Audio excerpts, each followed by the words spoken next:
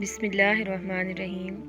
رسول اللہ صلی اللہ علیہ وآلہ وسلم کا فرمان ہے، وہ شخص جو تنہائی میں اللہ تعالیٰ کا ذکر کرتے ہوئے اللہ کے خوف سے رو پڑتا ہے، اللہ تعالیٰ اسے قیامت کے دن اپنے عرش کا سایہ عطا کریں گے۔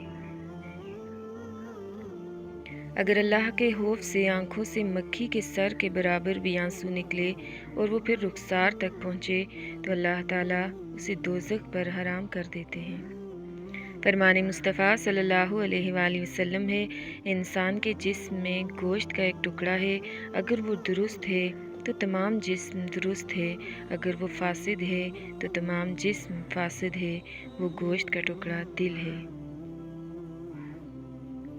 رسول اللہ صلی اللہ علیہ وآلہ وسلم نے فرمایا، اگر تم گناہ کرو یہاں تک کہ تمہارے گناہ آسمان تک پہنچ جائیں، پھر تم توبہ کرو، اللہ تمہیں ضرور معاف کرے گا۔ رسول اللہ صلی اللہ علیہ وآلہ وسلم نے فرمایا، اپنے رب کا ذکر کرنے والا زندہ کی مانند، جبکہ ذکر نہ کرنے والا مردہ کی مانند ہے۔ حضور نبی اکرم صلی اللہ علیہ وآلہ وسلم نے فرمایا، جب اللہ رب العزت بندے کو کوئی نعمت عطا فرماتا ہے اور وہ بندہ اس نعمت کے ملنے پر الحمدللہ کہتا ہے تو بندے نے جو شکر ادا کیا وہ اسے ملنے والی نعمت سے افضل ہوتا ہے۔ رسول اللہ صلی اللہ علیہ وآلہ وسلم نے ارشاد فرمایا، اللہ تعالیٰ نے تم پر ماؤں کی نافرمانی کو حرام قرار دیا ہے۔ حدیث نبوی صلی اللہ علیہ وآلہ وسلم ہے، جو گھر کے اخراجات اور غربت کے خوف سے شادی نہ کرے وہ ہم میں سے نہیں ہے۔ کھانے کا گرا ہوا ٹکڑا دسترخوان سے اٹھا کر کھانا اولاد میں خوبصورتی، رزق میں برکت اور تکبر ختم کرتا ہے۔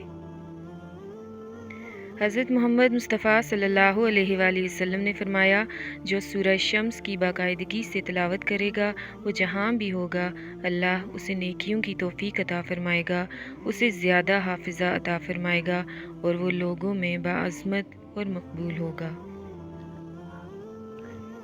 حضور اکرم صلی اللہ علیہ وآلہ وسلم نے ارشاد فرمایا، جو کسی تنگ دست کے لیے آسانی پیدا کرے گا اللہ سبحانہ وتعالی اس کے لیے دنیا اور آخرت میں آسانی پیدا فرمائے گا۔